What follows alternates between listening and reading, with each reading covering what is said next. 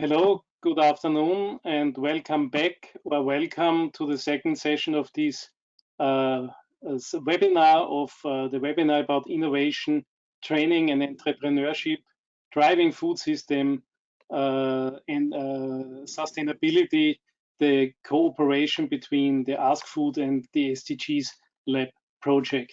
My name is Julian Trausinger. I'm now sending live from my living room in Austria, in Vienna, and I'm the moderator of this afternoon session for you, and I will guide you through the agenda of this day. We will urgently start with the introduction of Paula PTR, who is in fact my boss now because she is the project coordinator of the AskFood project. And then later on, we will hear a number of very interesting presentations about the different methodologies, the incubator, the reversed incubator, garage lab approach, and so on and so on. Before we start, those who are new to the webinar, so for those who didn't follow us in the morning, we would like to inform you that the morning session has been recorded, and it will be available via a YouTube channel, which will be later on sent to you, the information about the link where to follow. And of course, we are not here to give you a front information transfer and you just can sit relaxed and do nothing. Of course, this should be an interactive session, and therefore we kindly ask you and motivate you to raise questions whenever you want. And for technical reasons, I would like to suggest you that during the presentations, when the presentations are done, please use the chat function in the chat window of the GoToWebinar and or the hand raising tool. And after the presentations, when we will have a small discussion or where we are able to post questions, please also be so kind and use your microphone when needed. But firstly, please use the chat function so that we can collect all the questions, and then later on we can give you the correct answers to this. Yeah, it's 5 minutes after 2 o'clock, so we are again proceeded, moved forward in our agenda. So Paolo, mathematically, you have lost 5 minutes, but I don't want to stress you and to hand over to you, to my boss, and please give us your introduction. No, just briefly, because actually I think that there will be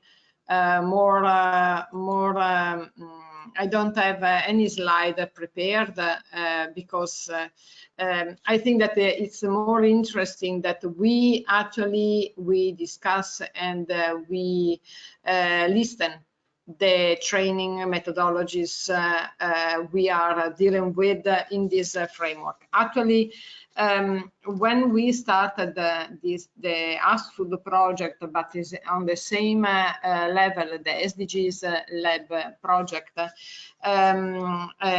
innovation and entrepreneurship need the implementation or the development of training methodologies which are able to develop to the trainees, to the learners, to the students, to the professionals, the corresponding skills and the competencies needed to undertake new business, new companies. And actually this morning was really interesting session because we had the experience, we could listen the experience of several startups or scale up startups where some issues related to the training needs were also highlighted. Currently, the higher education study programs are in most of the cases missing the skills or the disciplines or the methodologies that could allow actually the young generation of or the academic or the students to be trained to become an entrepreneur, but also to develop innovation. And actually this morning the presentation also delivered by Germana was rather offering a larger scenario of what is needed for the future, or what could be the landscape, the future companies or the future entrepreneurial initiatives have to deal with. In this respect, this afternoon, we took into account three main approaches. One is the incubator, the second is the one that we implemented the design within the AWorld project, which is the reverse incubator, and a more conventional garage lab or garage approach that is applied at different levels by different organizations, universities. Sometimes we discover, and this is something that it's, I mean, rather something that needs us to think about, is the fact that sometimes it's not called garage lab. So actually universities or organizations are dealing with some training methodologies that take different names or different definitions. So there is a large debate about this. So actually this afternoon is the aim of this session is aimed and targeted actually to discuss about and to compare three different methodologies, find which are the strengths and the weaknesses of all of them, and see which could offer the best opportunities to train and upgrade maybe our the future professionals in the food system to provide innovation, to support and boost innovation and the sustainability of the food system. I don't want to take more time, and I think that we will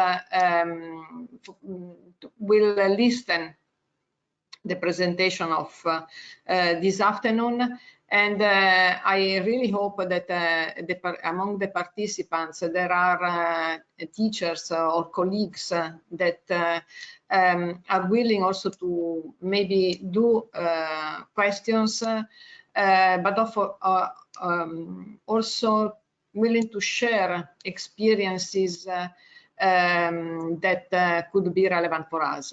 Actually, I would like to share, and I will add it after at the end of my brief introduction here, a link where it's possible to include, if there is any interested people and would like to share garage labs or similar training initiatives in the specific database we have created within the AWorld project is welcome, and we provide you the link. So I think that it's better that I stop here. I leave the floor to the first speaker of this afternoon. I don't know if Julian, would you like you to introduce Germana, or I introduce? Maybe we can do a cooperation, because I think Germana is such an active person that I would miss a lot of the titles or activities she will do and does. Yeah, we will start now with the presentation about the incubation methodology. Before we start, I just forgot to give you a small update about the agenda of this afternoon, because due to urgent constraints, the presentation of Mesh Cream was merged to another place in the agenda, and as a replacement we will have Matteo De Martini, who will present us the Food Tech Accelerator at 10 minutes before 3 o'clock. But now back again to Germana Di Falco. She's very experienced in using, developing and explaining such tools, and she's very active in lots of gremia, cooperating with institutions and so on. Please, Paola, if you give us a more sharp picture about Germana, I would be more than happy, and then we will move over to her and to the slides of Germana. Well, I don't want to say too much, but actually she's really a an expert in entrepreneurship, entrepreneurial finance, as she said. But more than this, I think that is her multi-sectorial competencies in the project management and also in developing new opportunities for really boosting innovation and also entrepreneurial initiatives in via different projects and within different organizations. I stop here, and Germana, the floor is yours. Well, thank you for the introduction, and if I may add, basically I am an expert of public policy, and the most part of my job is trying to verify that public money is spent in the proper way to support entrepreneurship. And from this side, I'm also engaged in one real world incubator, and so I have also an insight about what incubators are. But I would like to start with some basic figures. We are discussing, when we name incubators, of more than 5,000 business incubators in the world. 1/3 of these business incubators are in Europe. I think that at least the 20% of the incubators in Europe especially deal with food innovation, food tech, that is really an hot topic. And so my interest on incubators derives from the fact that we are now discussing of a 3 decades model. So there are enough data and evidences to be considered, trying to sum up what is working well and what can improve. So in this presentation, I would like to share with you some basic definition, but also some archetypes, let's say, of incubators that are active even for the food sector. And I would like to share with you some ideas about how to ask the most out of an incubator when the objective is to invest on skills for food professionals, food students, food technologies. Because a starting point of our reflection should be one critical aspect in Europe. And the critical aspect is that we still now have an untapped potential of entrepreneurship related to science and even to food sciences.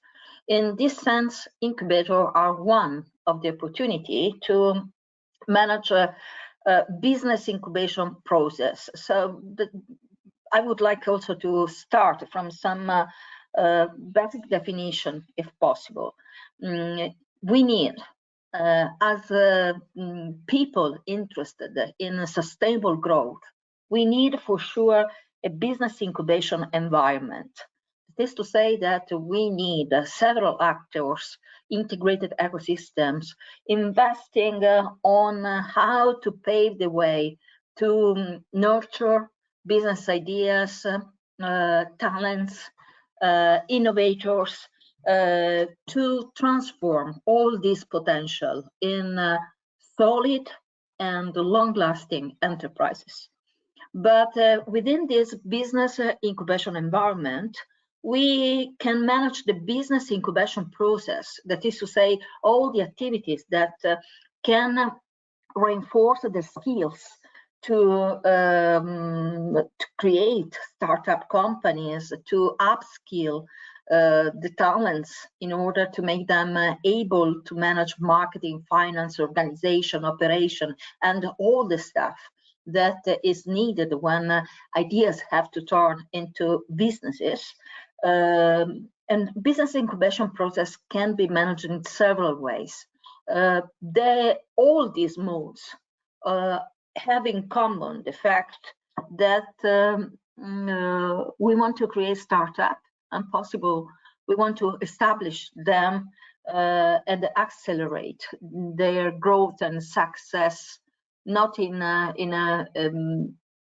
the short term, but for the long term. Within this ecosystem, within this wider business incubation process, business incubators are companies, in most cases are also physical spaces where this kind of services are given to startups, where startups can accommodate and be exposed to the business incubation process. So formally, a business incubator is an institution or a company. We will see that we have a private business incubators and also public business incubator. The basic line that make a business incubator different from a pure facility of space and technology, for example, what happens in the technology parks, is that there are constant support services, networking services, finance services, mentoring, coaching activities that accompany the startup in transforming from an idea to a fully set up company. In this sense, another important aspect that I will highlight is that business incubators differ one from the other, even when we consider the stage of the development of the startup we consider, because there are seed incubators or late stage incubators, and they dialogue in a totally different manner with startups. So consider that incubators are relevant from a societal point of view, because in the last report made in November 2020 by the European Commission. In Europe, when we talk about business incubator, we are considering 7,000 employees, but also very often incubators invest in the startup equity, and so in the 70.5% of the incubators in Europe, there is this wide attitude to invest directly in the capital of the startups. So we can consider different type of incubators. You know that real life usually doesn't follow models, so it's just a pure list to start. Venture builder are a type of incubators that directly creates its own startup. It's usually linked to a team that is identified by experts, by mentors, and these individual talents are combined into teams to create the startup on demand. We will see that this is a sort of a type of incubator quite near to the reverse incubator that also the ISEKI-Food project implemented, and Marco Fayetta after me will give you more details on this type. We have also kitchen incubator. Usually this is the nickname of incubators addressing the food industry. The seed accelerator refers to business incubator that strongly focus on early stage startup businesses. Then we have the corporate accelerator that usually is a space joined with a program where selected business ideas are transformed on in startups, but dialoguing with large companies that usually is the owner of this accelerator. The Startup Studio is a sort of networking facility. Is a business incubator that invests mostly on clustering startups. So in creating this is sort of a portfolio where the different startups can interact each other, but also complement the different portion of the value chain, so to address in a more competitive way the market. Then we have, and after the COVID, this is one trend for incubators, virtual business incubator, that is to say no physical space, just services managed through a web platform and other software facility that can enhance cooperation among teams, among startups, amongst mentors and startups, and so on. And then we have public incubators, funded mostly by regional or national development agency. In Italy, this is a very frequent option that we can see, but also we have public incubators often connected to universities. So even in this case is one of the development paths to give more relevance to the cooperation between industry and university. So according to this general scheme, you see a sort of archetypes.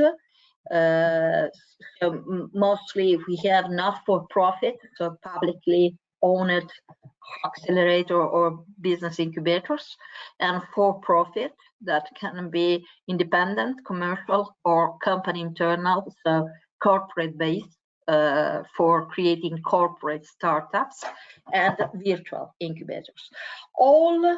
All these archetypes, this typology, usually offer some services, and so they help startups in becoming entrepreneurs, and they invest a lot on entrepreneurial skills in two ways. The first one is by taking care of all the operational and practical issues that can erode the time that startups have at its disposal to concentrate on growth.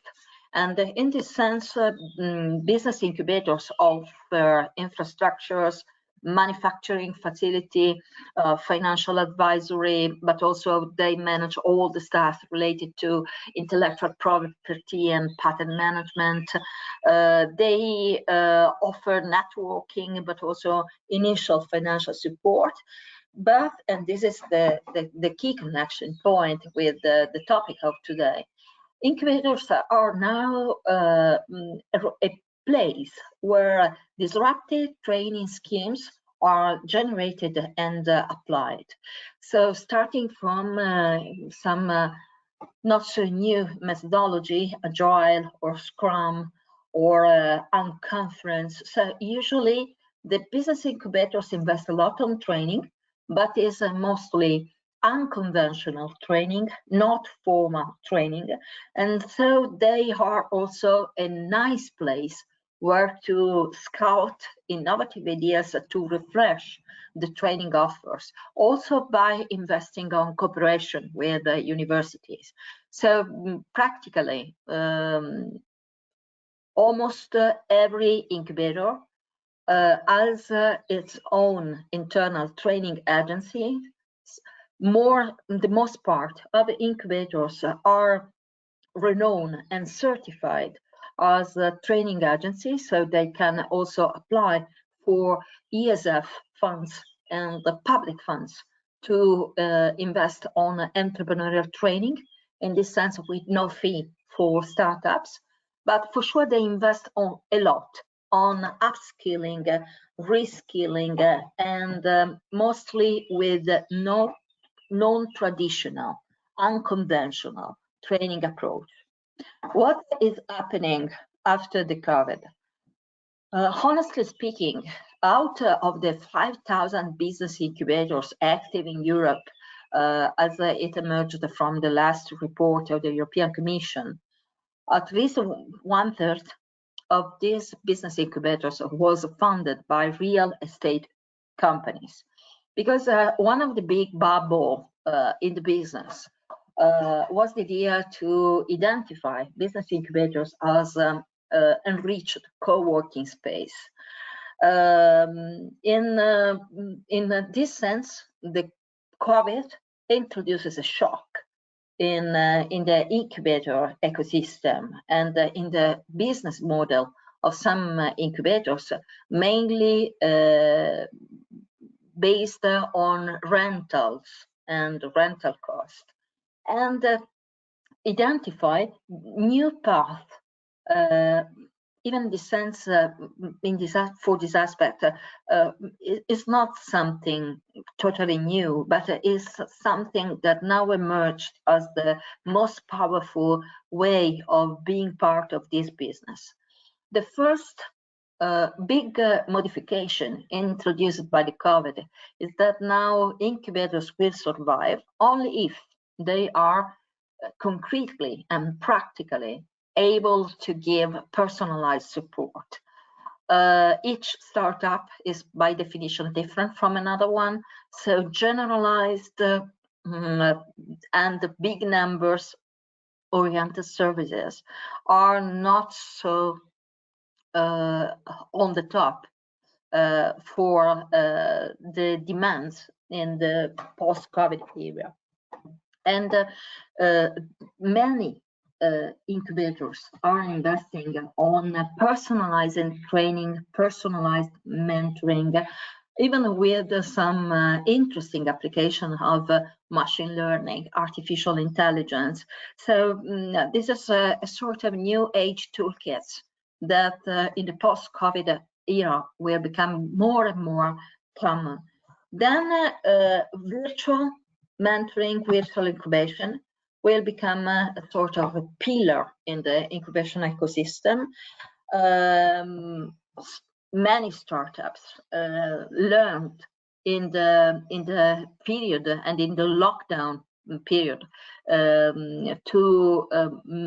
to manage their relation with the incubator in distance, and this is a trend that is here to stay. And then another shift in the business model for incubators is that more and more there will be a demand for deep domain focus. So generalist incubators are not so attractive, especially for highly potential startups.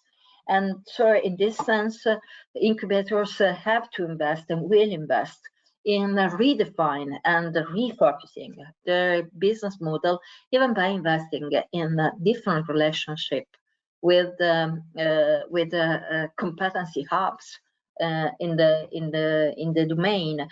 So even in this sense, there is an opportunity for a renovated dialogue with the university, but also with the knowledge and innovation communities, with the knowledge and innovation system, with the technological clusters that are already active. From this point of view, what we can suggest is always to be very critical when select the incubator you want to marry with. It's a short-term marriage, so not so critical, but for sure is a very important choice to be made, considering at least 6 aspects. The first one is asking for references. So try to identify which is the incubator's track record before to sign up with one incubator. Incubators invest a lot on marketing. They use also startup competition to present themselves and to compare themselves. This is a good opportunity to know the incubator and to select the one who is the nearest to your profile. And just to manage this process of selecting the suitable incubator, the first step is try to identify clearly why you need an incubator.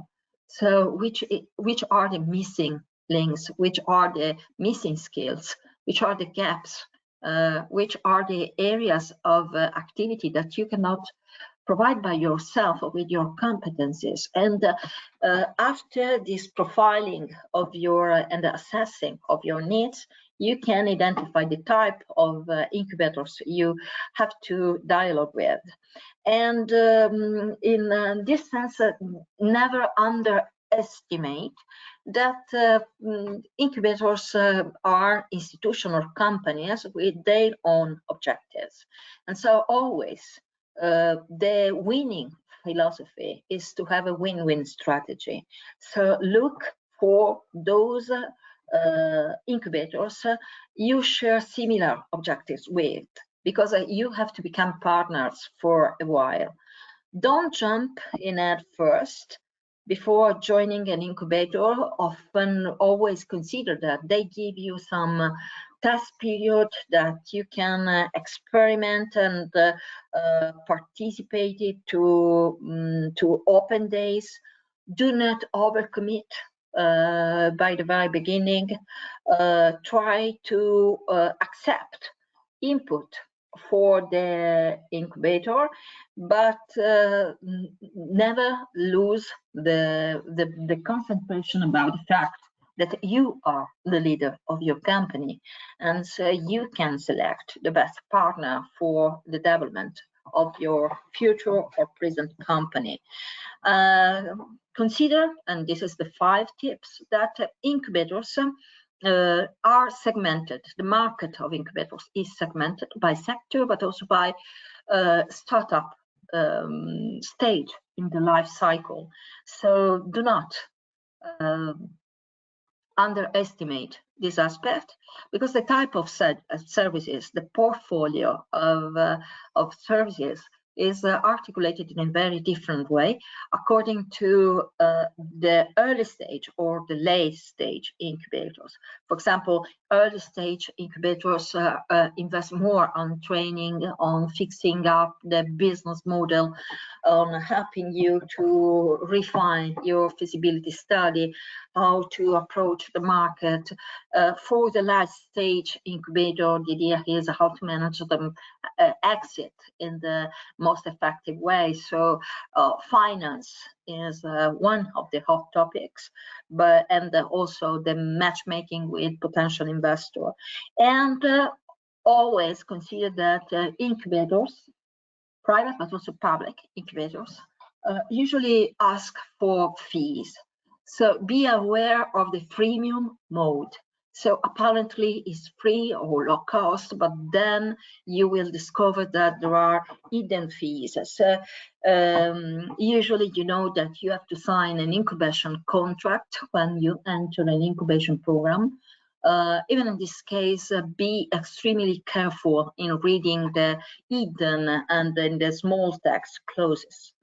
And practically, I may sum up this overview of incubators by using the attitude of the incubator in playing the role of a skill enhancer, let's say.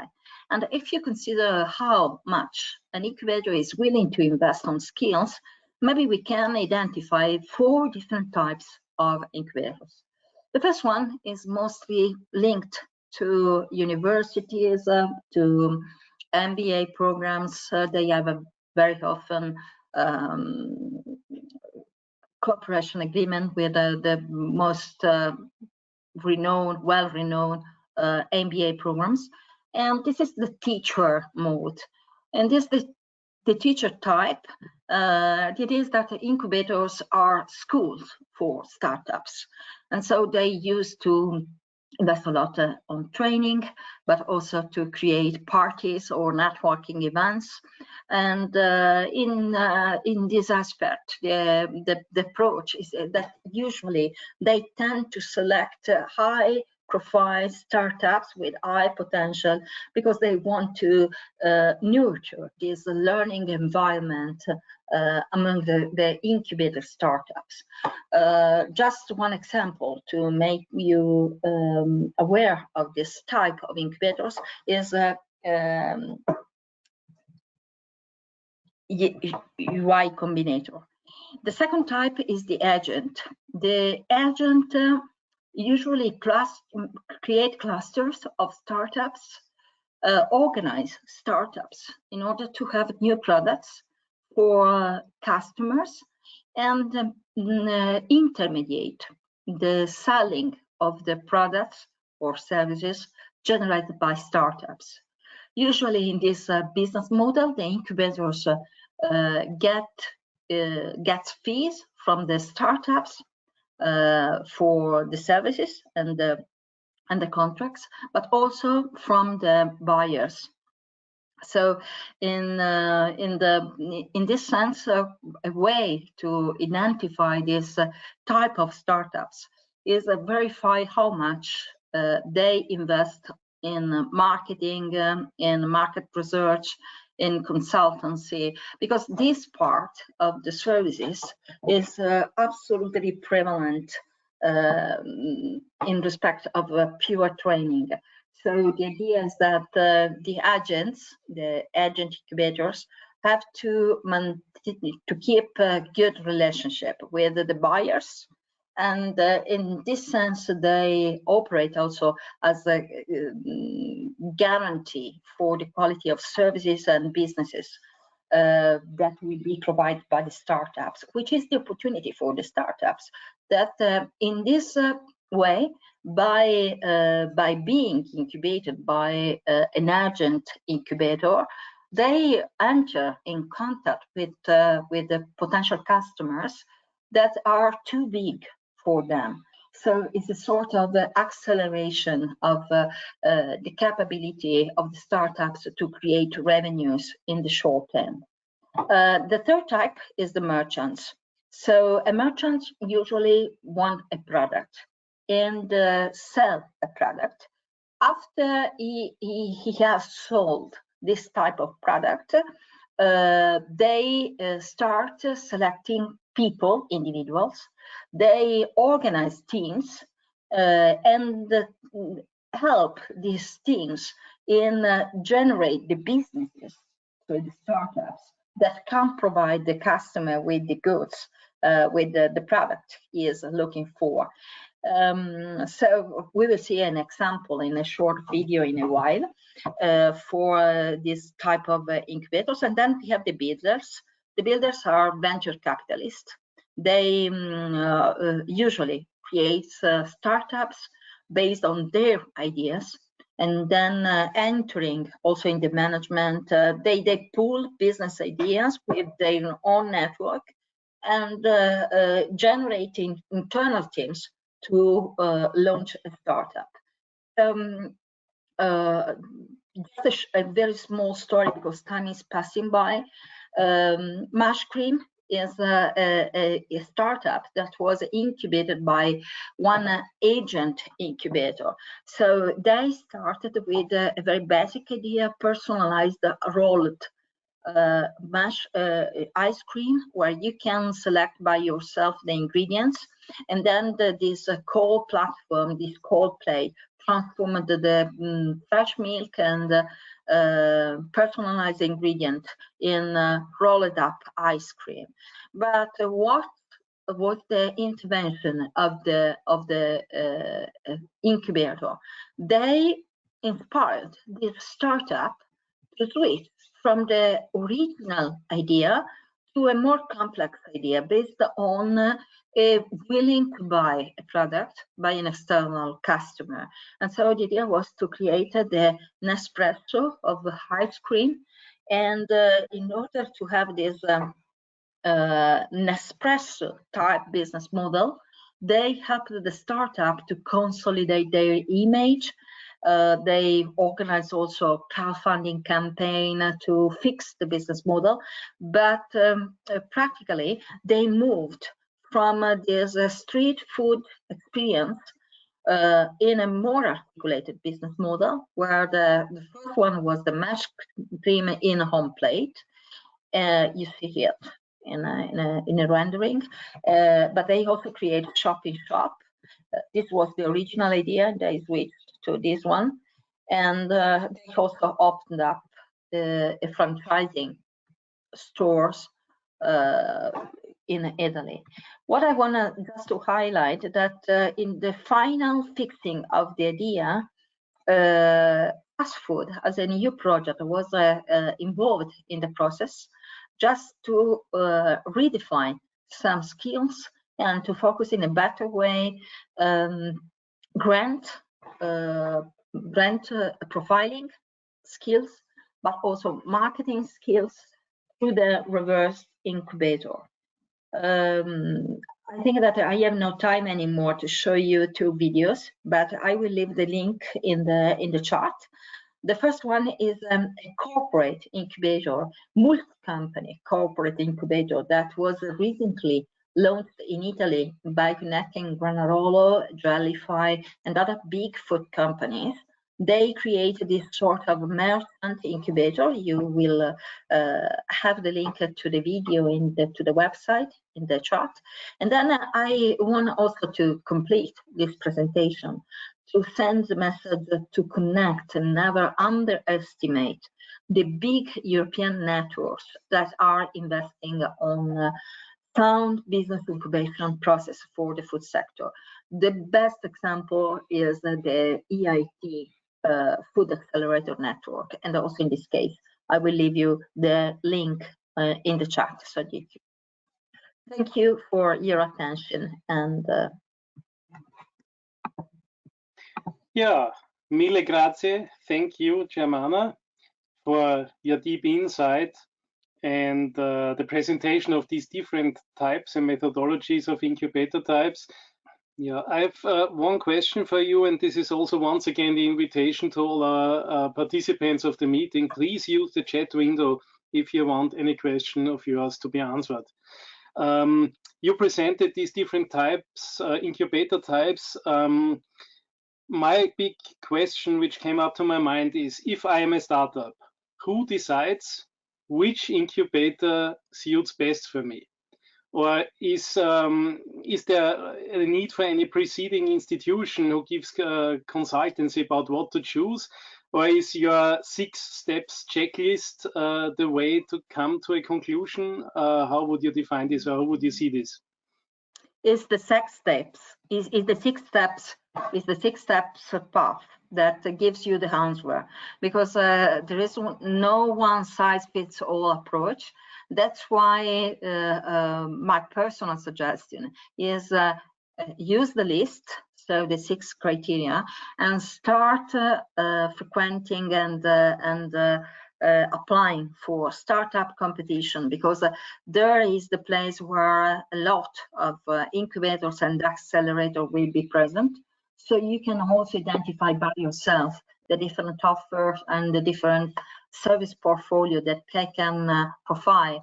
But suitability is, in my mind and from my point of view, the basic criteria to select an accelerator. You have to select the one that fits you in the best way. Okay, so self-determined and be sure what you want. Again, to measure or to be secure about success, if potentially not existing yet, but do you think, is there any outlook for a kind of quality scheme or a certification for incubators, so that they get a kind of label or anything that you can get a picture about the quality of such an incubator? The most serious incubators are certified, and both at national and at the EU level, there are certification schemes for incubators. So this is also a quick but not exhaustive way to identify serious incubators from the ones who are not so sound or good. So every single year you can find ranking about incubators. For example, McKinsey as an open source ranking of incubators from all around the world, but also the European Union with the EU Startup Initiative provide with the ranking of the most important incubators in all the EU country. So you can for sure consider these certification schemes for incubator, because when an incubator is certified, they have also to provide an annual report of their KPI and open resume of the main activities done. So there is a lot of open source intelligence you can use. Okay, so there is a number of sources to get the profound information to be, let's say, on the safe side. Thank you much, Germana. I was, while we were talking, I was looking at the chat window and I found no question from the audience. I have a question. Yes, please apologize.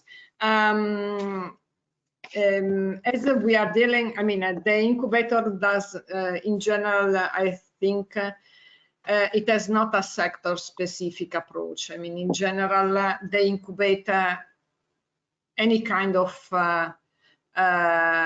innovation idea or startup.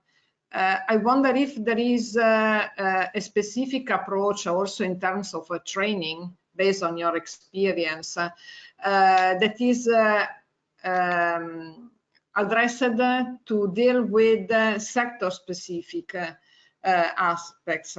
I mean, I think I was anticipating in the presentation the development path for incubator is more and more and sector specific and domain specific focus. So is generalist incubator, that is to say the incubators that can deal with every sector, are practically now only the university link incubators that are not the most effective in terms of KPI or results, just because the aim of this type of incubators is to give a different perspective on business idea. But sector-specific incubators are the new deal. And in terms of training, do you think that there are differences? I mean, based on your experience, if possible. I know that is a very large question. I mean, it's... Yeah, for sure, because most you get, you go deeper into a domain, the specific skills related to that domain are part of the training, part of the mentoring, part of the coaching. So even sector-specific skills are considered in a more extensive way rather than generic skills, transversal skills that are always usually addressed by an incubator, even by a sector specific, but the sector specific skills can be managed only by domain focused incubators. Thank you very much, Germana. Yeah, thank you once again also from my side, Germana, for your presentation and for your insights in the incubator types.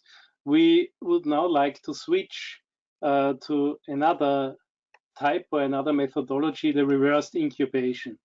And I kindly want to introduce Marco Faietta from Università di Teramo, who will now declare us what is about the reverse incubator system, the methodology, how does it work, what are the benefits, so that we will get the full picture. Marco Faietta knows what he's talking about because the Università di Teramo introduced these systems in their university, and they now received the first practical experiences. And now, Marco, I will give the floor to you to provide us your expertise about these issues. Thank you very much, Julian. So good afternoon to everyone. Thank you for the introduction. With my presentation, Incubator, Reverse the Incubator, New Models for Academia Industry Joint Training Initiatives in the Food Sector, I would like to give you some insights and introduce what this methodology, the reverse incubator, is about. But so I decided to start my presentation with giving you an overview of which are the main current challenges in the food sector that we are facing right now. As you can see, there are many and different, and above all, there's I'm sure that all of us are aware of the climate change and the impact that is having on our planet, and related to the also to the biodiversity loss that we are experiencing in nature. But also there is a big effort in the food sector and food world in order to guarantee an access to food to everyone, and to guarantee the access to healthy and sustainable diets, sustainable either from an economical and environmental point of view. But we are also dealing with an increase of the area which are subject to desertification, so reduce of the area which are available for agriculture and food production, and more in general dealing with global crisis and constant increase of the world population, and an increase of the part of the population which decides to spend and to live inside big city where there are big gaps related to equality. And last but not least, we are since almost a couple of years dealing with safety related to the outbreak of the pandemic, and the food sector had to rethink and redesign the food supply chain in order to preserve and keep the safety quality standards for food production. And if we had paid more attention at the Sustainable Development Goals, we can actually see that food systems are at the heart of each of the Sustainable Development Goals, which has been proposed by the United Nations. In this context, there are some crucial skills that gain more and more attention because considered as essential to tackle the current challenges that I just presented. Above all, the entrepreneurial ability and the ability to innovate, to be prone to innovation. In this context, I'm presenting a model which has been designed and implemented in the frame of the ASEKI-Food project, the reverse incubator. With this slide, you would get at the beginning an overview of the ecosystem of the ASEKI-Food reverse incubator with all the partners, actors which are involved. But what is reverse incubator? Reverse incubator is a training methodology. Training methodology which is characterized by an innovative approach to reinforce innovation capabilities, as well as the ability to upskill both professionals from industry and talents from university with innovative and disruptive training solutions. So the ASEKI-Food model, the reverse incubator is not a business incubator, not a startup accelerator. However, it shares some of the tools, methodologies, and resources which are usually applied in this type of methodologies. And it is not focused on the creation of new companies, but it's actually explores new approaches for the entrepreneurial education inside the academia, and innovates the way that university and industry cooperate, everything inside the frame of the food sector. And here we show a scheme of how the reverse incubator can be summarized, and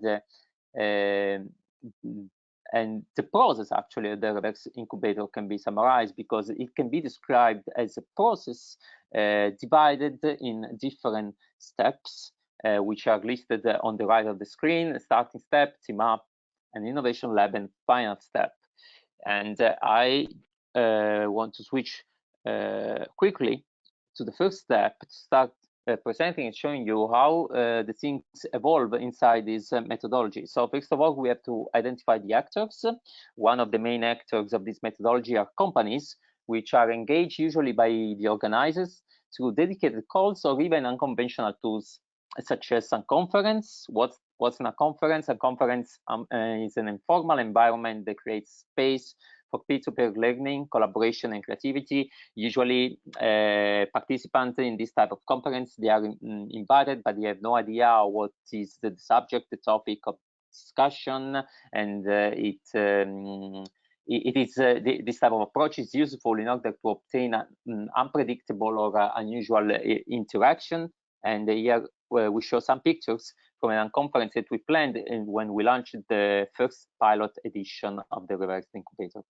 And so companies in the starting step, they discuss and express their challenges based on the real problem and the real needs that they experience in their business. So with a look on the real market.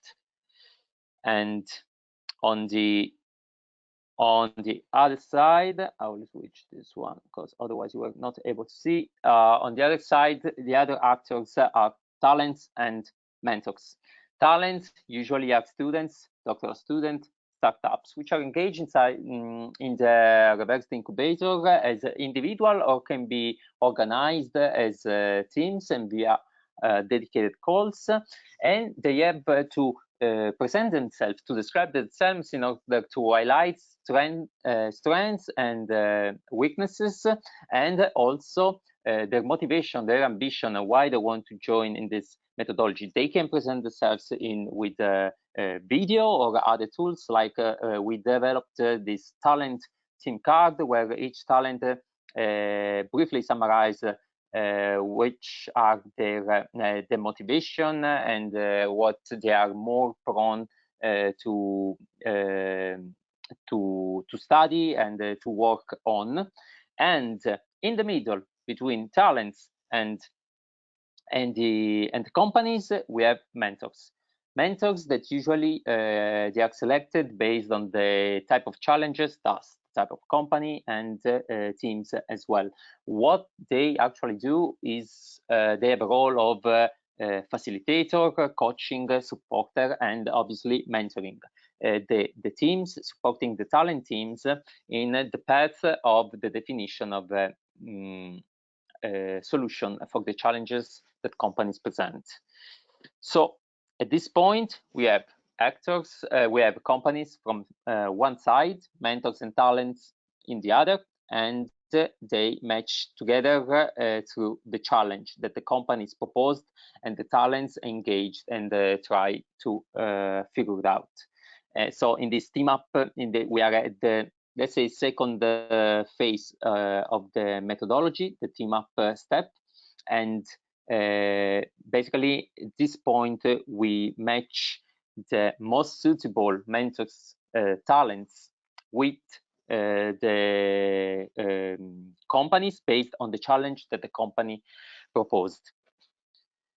And what are the tasks that that the talents will have to undertake with the support of the mentors is the development of innovative solution for the company challenge, thus understanding what's the problem and assessment of the state of the art. They will have to meet with the companies in order to interact, get feedbacks, interactions, and then they will have to set the solutions that will present in a final competition with other teams that are have been engaged in other challenges. Second, they will have to develop the idea for a startup based on the reverse incubator experience where they are involved. So they will have to do an analysis of the market and potential competitors that they could have based on the idea that they want to develop, and then setting a business model, address a pitch where they describe, they present the idea of startup, and obviously join and participate in a startup competition. After the team up phase, we go to the innovation lab. Well, actually, the teams start putting into practice all the idea and knowledge that they have based on the type of challenges that they have to face. They start working on different innovative solutions, and they work on experiments in case they have like try to test new technologies, develop new products, or market analysis in case they have like to rethink, redesign the communication of one company, or develop an e-commerce. So depending on the type of solution that they have, they will do a different work. And in the meanwhile, they will also get a dedicated training to upgrade their entrepreneurial skills. During this step, the innovation lab step, is very important that there is a very strong communication, interaction between talents and company. It's crucial for talents to meet companies and get feedbacks from the companies related to the possible solution, possible idea that they have, they want to develop.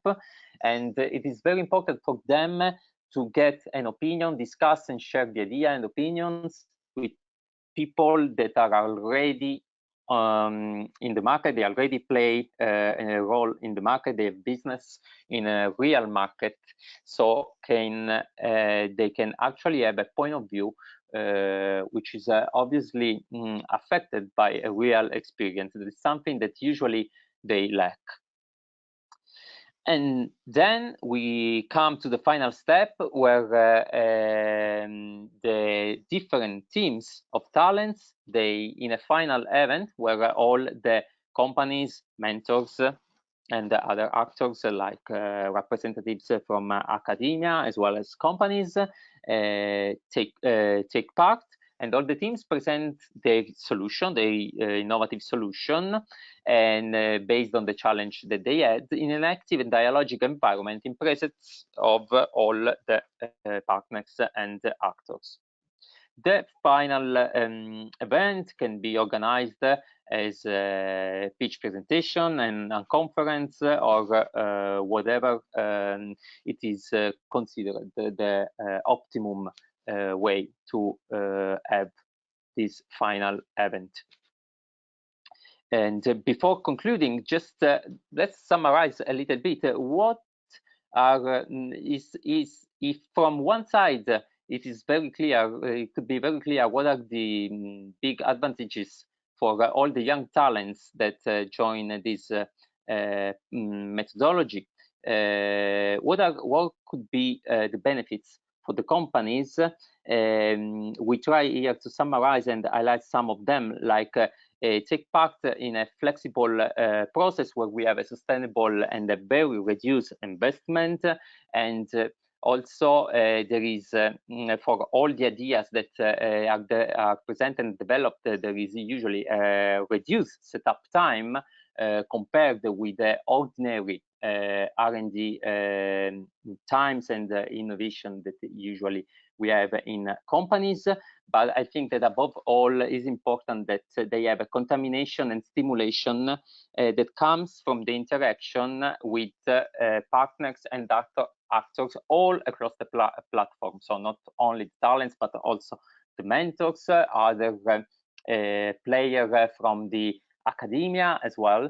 But also it's very important that because they have a continuous, systematic technological and methodological transfer through the talents and the teams, which comes actually from the university, because these are resources that are coming from the university and are transferred to the companies.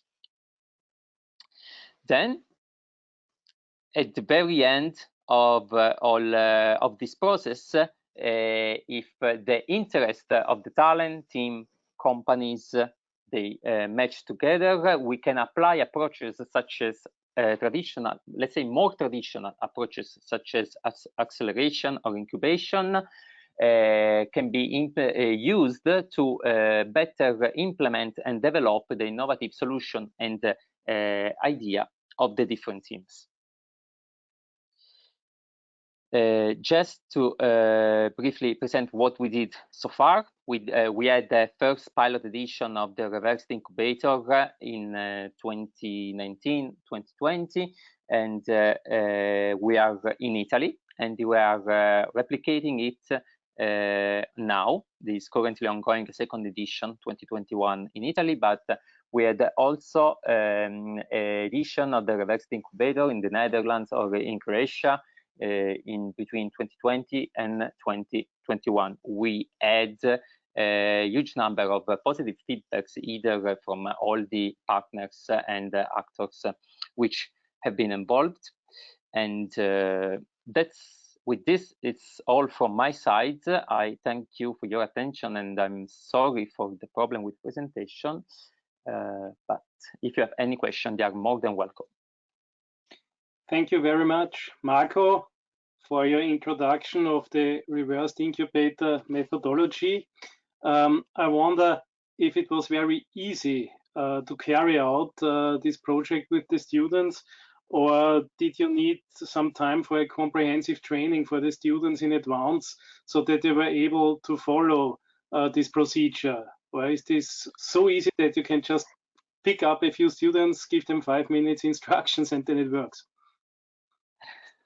Well, at the beginning, they are a little bit, you can note there is a little bit of hesitation, maybe a little bit reclutant, but I tend to correlate this because they are maybe shy, they're approaching to something that is really new. For them, it's really the first, they are really touching for the first time a world which is outside of the academia environment, and obviously someone can be a little bit inhibited by this, but at the very end, once you give the very basic instruction, they are so reactive and they can gain so much knowledge in so less time. There was really no effort in order to introduce and support them in this process. So I would say no, that is not really, it's really a very basic to no effort. So this sounds very positive and motivating. Paola, do you want to mention anything?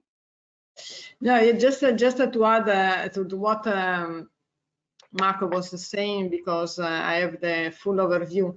I have to say that there are two aspects. One is related to the field in which obviously the challenge from the company comes from, because there are some aspects which require a particular skills and the competence, and you need to have a very multidisciplinary teams that sometimes is not easy to be obtained. What is relevant anyway is that there are some universities like Teramo, but also Wageningen, that after the first pilot is embedding this approach in some study programs, in the disciplines, some disciplines, and this is also relevant. Means somehow that the approach can be also used really to train towards entrepreneurship by using this methodology without making disruptive changes, but just changing the methodology, and then obviously these teams need to have the further acceleration that gives them the tools and all the structure, of setting the startup or their company.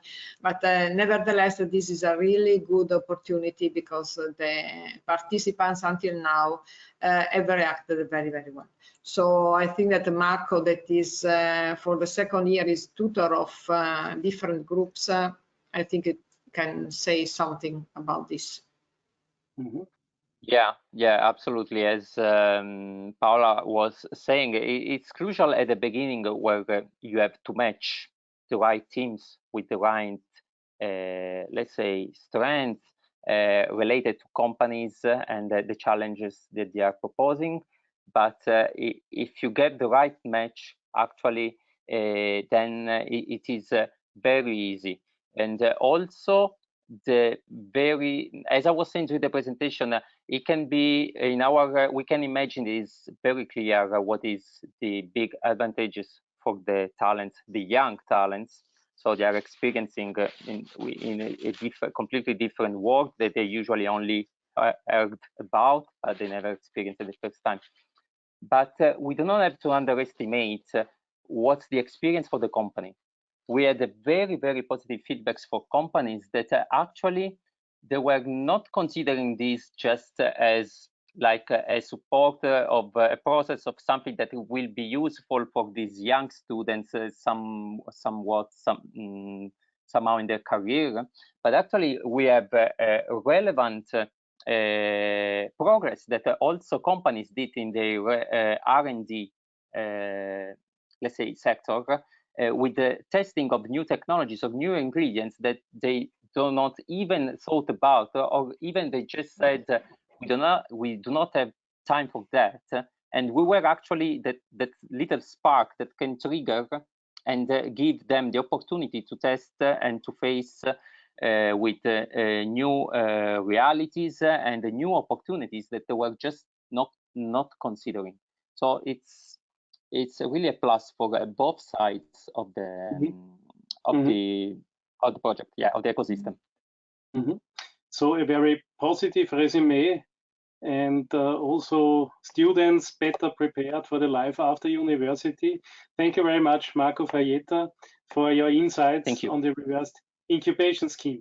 And now we would like to shift to let's say a reality check, to a reality presentation before we introduce the third scheme of the Garage Labs. And I'm very happy that Matteo De Martini is with us. Sorry for keeping you waiting some minutes, but you know, we had some constraints for the agenda. Matteo De Martini is of the company Deloitte, and he will present us the system of the Food Tech Accelerator, which is a huge institution in Italy.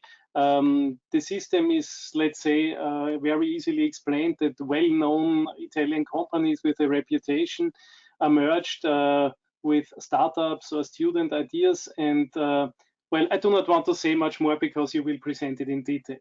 So the next minutes are for you, Matteo, and we are very happy to see the details of the Food Tech Acceleration platform. Thank you very much, Julian. Thank you very much. Thank you very much for having me first. It's really a pleasure. Well, I heard a lot of interesting things, so I will try to stay aligned with what you just presented in terms of very interesting ones. First of all, before digging deeper in Food Tech Acceleration and Food Tech Accelerator platform, I will spend just a few words on who I am, who I represent. So as you said, we're part of the Deloitte network. You probably all know the Deloitte brand.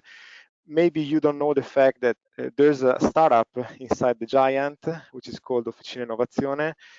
I've been working for Officina Innovazione for 3 years right now, and we're completely focused on innovation services. So we're the business unit basically with a clear mission of putting together corporates and startup dealing together in an open innovation perspective. So we're cross-industry by nature, but of course we developed by the passing of years several verticals of excellence, we could say, and food tech is one of them. So I represent more in particular the food tech vertical. Broadly speaking, we're quite different in terms of staffing from the classical consulting scheme.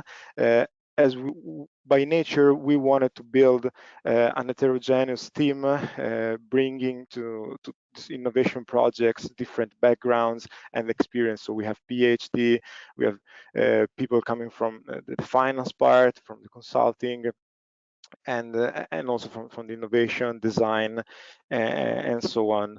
So it's quite a comprehensive team with I would say different skills in order to be complementary and be able to offer a wide range of services ranging from open innovation, so supporting startup, doing incubation programs, accelerations, which will be the focus of today's chat, but also supporting the corporate entrepreneurships internally to our clients, helping them in their innovation journey, for instance, call for startups, venture building initiatives, which is another big trend that's taking momentum right now, and portfolio optimization. Last but not least, of course, we support them also and our clients in building experiential spaces, just designed specifically for innovation activities, and we can leverage also some innovative assets we can offer. But going to the core of today's chat, let's talk about food tech acceleration platform. So it all started with food tech acceleration. I will tell you more on depth in just a few minutes, but by the passing of years, we're right now the third edition.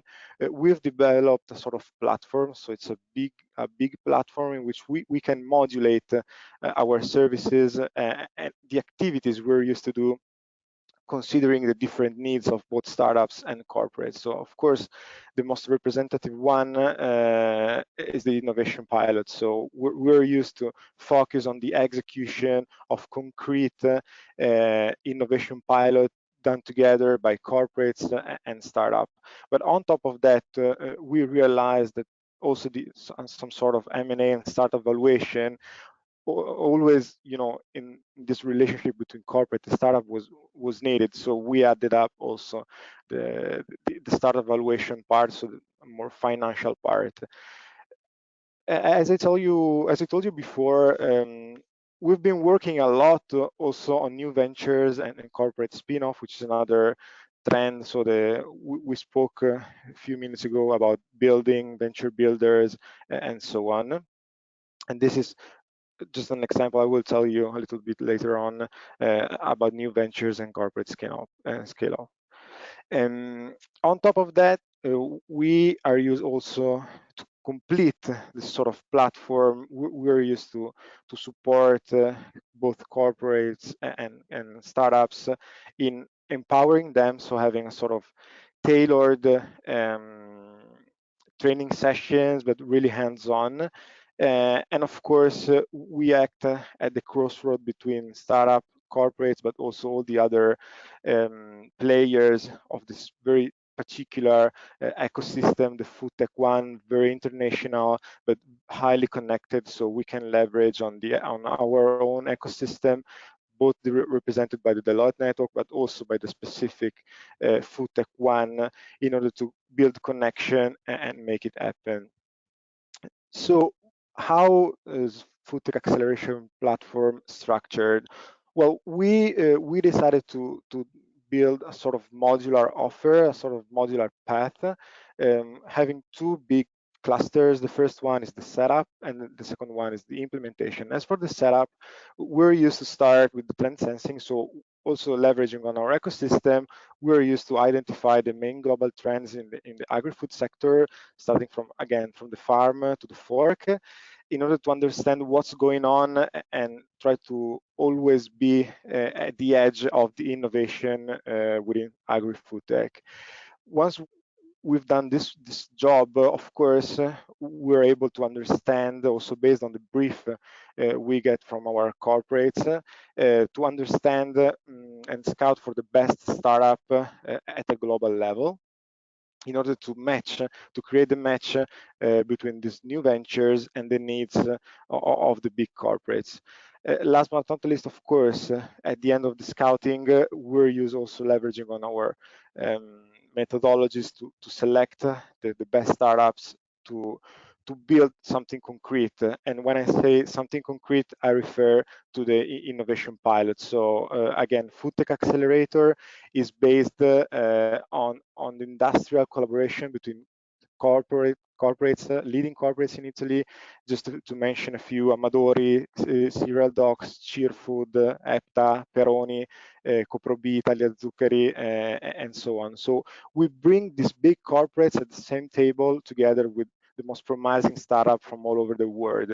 But the startups are based and are selected because they can fit the need of these corporates. So what we're used to say is that we're not focused on purely accelerating the startup by itself, but we want to accelerate the whole innovation project done between the startup and the corporate. So that's the idea. The idea is having a corporate scale-up program with an industrial nature and with an highlight on the execution of innovation pilots. As I told you before, given the fact that this initiative is very concrete and it's a sort of value chain based initiative, so we really cover in terms of corporates the field and also the fork and everything basically that's in between. Also, our scouting scope is quite broad, so we start from food that's medicine, but we cover also the plant-based vertical. Of course, the agtech, regenerative agriculture and sustainable agriculture are in scope. The innovative packaging, antimicrobial, for instance, but also the connected one. Circular economy is one of the most represented category in our scouting scope. And we're also interested in the so-called midstream technologies, which are all the enabling technologies for the production, for the handling of the food industry. We look also at the data-driven insights, so the data-driven business model, the new innovative business model, which are gaining momentum and getting a lot of traction also in the food tech industry. For instance,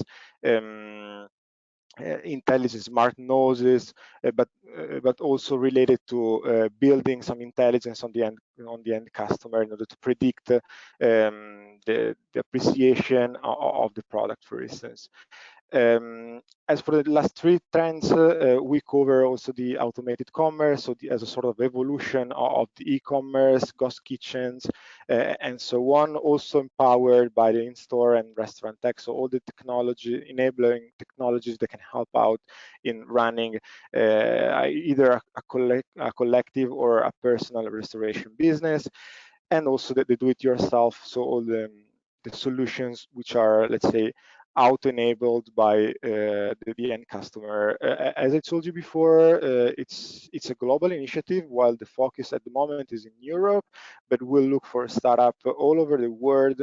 So we've built so far, I would say, a quite robust ecosystem of different players, which helps us, in getting the best startup from all over the world. In the last three editions, so we're going to announce the first one in a matter of weeks, but in the previous three editions, we got more than 150,000 applications coming from basically the whole world, so coming from 80 plus countries, and with, I would say, a quite valid track record in terms of project we've done and also in terms of amount our alumni raised right after being accepted to our program.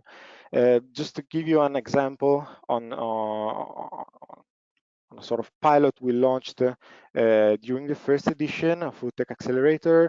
It's about wasteless. Here you can have a look also at some picture taken right inside the hypermarket at Iperportello in Milan. So what we did together with Wasteless, this Israeli startup, which has developed really interesting dynamic pricing solution, so an algorithm which is able to determine the optimal pricing point based on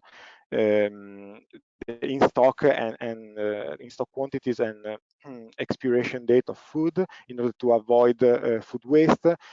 Together with the startup, with Amadori and with Finiper, the retailer, we built for the very first time, so we support the execution, and we built for the very first time a seamless end-to-end solution, starting from the food labeling till the integration with the POS system in just a few weeks. So that's the idea of having an acceleration of this innovative project in a value chain approach. So involving not only the startup, but also one or more corporates in this project with our orchestration. We got very good results as well. So we nearly eliminated, I would say, the food waste for the references, which were, of course, in target for the project. But on top of that, we were able also to increase the retailer gross margin of several points, which is another stunning results. And last but not least, we had an impact also on the retail operation efficiency. So we reduced the out of stock, and also we tested the customer acceptance, which was very, very good. I just want to tell you a little bit more, not only about Food Tech Accelerator by itself, but also about the other, let's say, trend or the other initiative we've been running, and which is again the new venture and corporate spin-off. So we're used also to support the execution end to end, starting from a clear need and a clear brief.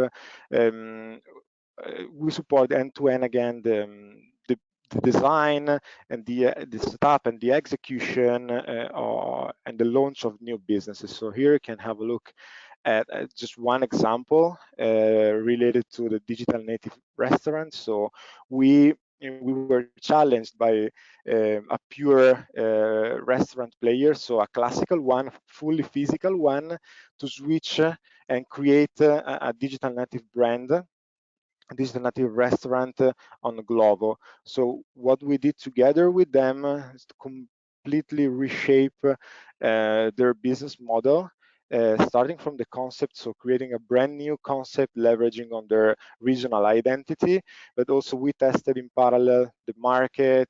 We wanted to be sure that also the value proposition was perceived as being unique. And in parallel to these branding activities, we supported also the operative model design and implementation. So basically, we built the whole new business from scratch, also partnering with Glovo, one of the leading players in food delivery. Another, coming to the end, another initiative about venture building with a more, I would say, open innovation approach. It's one we've been executing together with our Dutch colleagues for a leader in the agriculture in the Netherlands. We got several briefs related to the regenerative agriculture vertical. So what we did together with them was first to properly design these MVPs, then scouting for interesting startups all over the world, doing the matchmaking. But we didn't stop there, because our mission is again to focus on the execution, not stopping to the matchmaking, but also supporting the execution, guaranteeing that it will be done in the best way possible. So after the matchmaking, we started co-designing the industrial pilot together with the selected startup and this player, with this Dutch player, in order to validate, so to launch again a pilot, validate the business opportunity. And after having validated the business opportunity, we went on with the creation of the legal entity. So several spin-offs with clear financial objectives. So again, the job was done by creating autonomous legal entity and corporate spin-offs in tackling and addressing innovation needs and innovative business. Last but not least, just to say, before saying you hello, you can have a look at our website. So we have our dedicated website, foodtechaccelerator.io, in which you can find all the information about the program, about Food Tech Accelerator. You can have a look at also our alumni, and you can discover the pilot. We can stay in touch also through LinkedIn, so it's a quite updated page with a good community. So there you will find also all the information and updates about the next steps of the project. And we also have an Instagram and YouTube channel. So I think that for now, that's all. Here you can have a look at my contact details. Let's keep in touch, and thank you very much. Thank you very much, Matteo, for your insight and your impressive figures you showed us about startups to be reached, companies to be reached, kilometers of travel, and so on and so on. I wonder if this will be a steady increase throughout the upcoming years, or do you think that there will sometimes be a satiety of, let's say, the market of startups, so that you cannot reach as much new startups as you want to include in your process? Well, if the question is if we somehow expect a sort of death valley for startups, so not being able to act as a sort of pusher and executor of joint projects, I would say that my personal point of view is that that's not the case. It's not the case. As we've been experiencing, you know, a boom of different verticals. So we expect that the corporates will, you know, keep updating their needs, and this will be also driven by the evolution of technologies, but also by the booming of startups. So just to give you an example, the plant-based, or let's say better to say the second wave of plant-based is a good example, which was related, of course, to COVID, but not only. So right now we see a lot of startup in that vertical, but we think that, for instance, the regenerative agriculture is another big one, and there's a lot of white space there. So again, we think that it will be a sort of mutual evolution related to, of course, technologies, startup world, but also the needs of the corporate. So it's a path, let's say. Thank you for your answer. Paola. Okay, yes, I have actually two questions. One comes from the participants here this afternoon. So I deliver immediately this, and then I have one from my side. The participant would like to ask you, from your experience, is there any hesitation by startups in working together with the big industry due to a fear of their idea being robbed, being pushed out of business by the big players and so on? And if yes, do you have any measure to tackle such fears? Yeah, it's a good one. Yeah, definitely. We experience this fear every day, and it makes sense. Okay, so that's why we're there in the middle, being a sort of guarantee that everything will work, and you know, this collaboration will be fair. It must be fair. So yeah, I can't tell you, let's say, a unique golden rule, but from my experience, it's really important before starting the pilot to set the expectations. So co-design what you're gonna do, protect, for instance, the IP of the startup, of course. So before starting, you know, setting the expectation properly is fundamental. In order to avoid, you know, this sort of cannibalization. Just another point on that. I mean, a corporate can cannibalize a startup if, you know, the expectation and, you know, the engagement rules are not clear. Yes, but on the opposite, there's a high risk of, you know, losing reputation. So a corporate can do it once, maybe twice, but after that they will be dead. So that's my point of view. Given that, of course, it's really, really important before starting to, you know, define the rules of the game in order to protect both sides. Yeah. Yeah, thank you very much, Matteo, because I think that, I mean, from your side, you are a consolidated, actually, company in this field. So I'm sure that you have experienced some bad and good experience in this respect. From my side, the question is this one. Obviously, startups, when approach you or they come in contact with you, I mean, they are not ready actually to be, I mean, immediately launched. So which are the main skills gap that you could identify and or you found so far, and which are the training methodologies that you use in general to match or reduce the misalignment? Yeah, it's not easy, but I try to give you an answer. So as for the flagship initiative, Food Tech Accelerator, as I told you, we're looking at startups which are mature enough or at least ready to deal from day zero from the corporate. So it's a really challenging path, and it's not easy to be ready. So that's why we decided to build around this flagship initiative a sort of platform which can help startup maybe in an earlier stage to be ready and then start with the flagship initiative. Generally speaking, I would say that, of course, given the fact for Food Tech Accelerator, you must have some traction, you must have a ready or close to be a ready product, and so on, and a validated MVP and so on.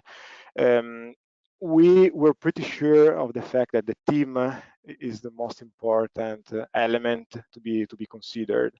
So the human capital is always the key. We had some experiences, with startups with, great tech assets, but poor in team skills and soft skills and so on, and it's not easy at all. So what we evaluate on top, of course, of the technical skills, on the traction on the market and so on, it's also, how good is the team, how flexible is the team, how committed is the team. Thank you very much. This morning there was a startup that highlighted also the same issue with you as you mentioned now. I mean, what is relevant is the mindset first, and also the leading the management of the team. So this has to be relevant, and then the remaining aspects can be managed somehow. Thank you very much. Yeah. Thank you. So thank you very much, Matteo, for your speech and your introduction of the Food Tech Accelerator. We now want to go one step further, or let's say one step back from the methodology. We would like to present the so-called garage lab approach. So the lab inside the garage, what is meant with this? What is the system behind? How does it work? Does it work only at the university, or is it a globally applicable system? And we are very happy that Alfons Felice is here with us. He's working at the University of Natural Resources and Life Sciences in Vienna. And he is one of those who applied the Garage Lab methodology at the university together with some students, and we are now very eager to hear about your enrichments and your goals you reached with the Garage Lab. Okay, thank you very much, Francis. All right, yeah, as said, Garage, it's what I'm going to talk to you about today. It's a course that was designed and carried out at 3 universities in Vienna. First, a few words about me, where I'm doing that. So my alma mater is the BOKU in Vienna. So life science is my background, particularly food science and biotechnology. And I later did a PhD in bioelectrochemistry. That came up during a story that I myself participated in a spin-off endeavor, and so I'm a co-founder and now working as a technical officer to DirectSense, which is a company focused on biosensors, and our main product is measuring lactose. So we have a food relation, and we're supplying the dairy industry with a quality control instrument. I learned most of my entrepreneurial skills at the University of Economics and doing some courses, and one of which was the Garage course. And then I later joined it as a lecturer supervisor and helped there. So what is the garage course? It's a set of collaboration. It was actually designed and conceived by the University of Economics. Slide here.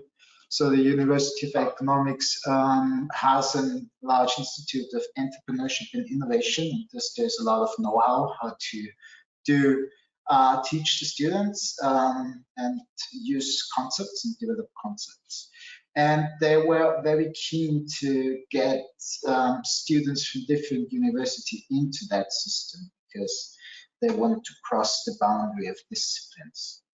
And so at the time I joined, it was the 3 universities, so a technical university and a life science university that worked together here.